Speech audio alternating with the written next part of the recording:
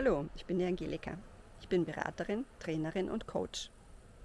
Ich bin auch Teil der Facilitator for Future Bewegung und Facilitator für das 2030 SDGs Game.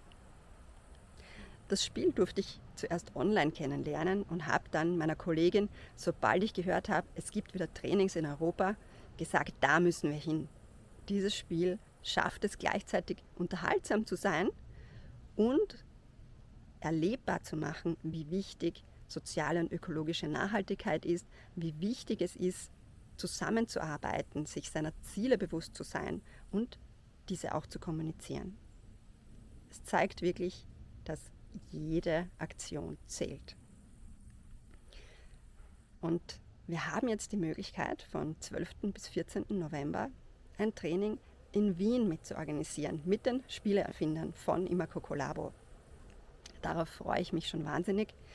Auch unser Training war wirklich ganz toll. Es zeigt auf der einen Seite die Intention hinter dem Spiel, warum hat man ein Spiel daraus gemacht, und geht auch im Detail darauf ein, wie wichtig es ist, eine ganz genaue Anleitung zu geben und auch ganz offen in das Spiel zu gehen, nicht zu bewerten als Facilitator.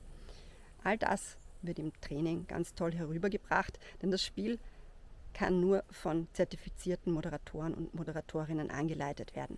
Aus diesem Grund, weil es den Spielererfindern sehr wichtig ist, dass hier wirklich Bewusstseinsbildung stattfindet durch ihr Spiel. Und das kann man spielen in Organisationen, an Unis, auch an Schulen. Auch dort wurden wir schon zu Nachhaltigkeitstagen eingeladen. Und ein Bub, der das Spiel zum zweiten Mal gespielt hatte, war ganz hin und weg. Das ist einer meiner schönsten Momente. Ich sage, boah, super, wir dürfen das wieder spielen, das ist so toll. Das hat mich sehr gefreut. Und ich habe wirklich diese Vision mit dem Training, mit diesem ersten deutschsprachigen Training, das wir jetzt anbieten, dass wir Facilitator aus dem ganzen deutschsprachigen Raum zusammenbekommen. Dass es mittel- bis längerfristig 1 bis 2 Facilitator in jeder größeren Stadt gibt, damit wir wirklich dieses Nachhaltigkeitsbewusstsein in die Welt bringen können. Mich würde es sehr freuen, dich beim nächsten Training dabei zu haben.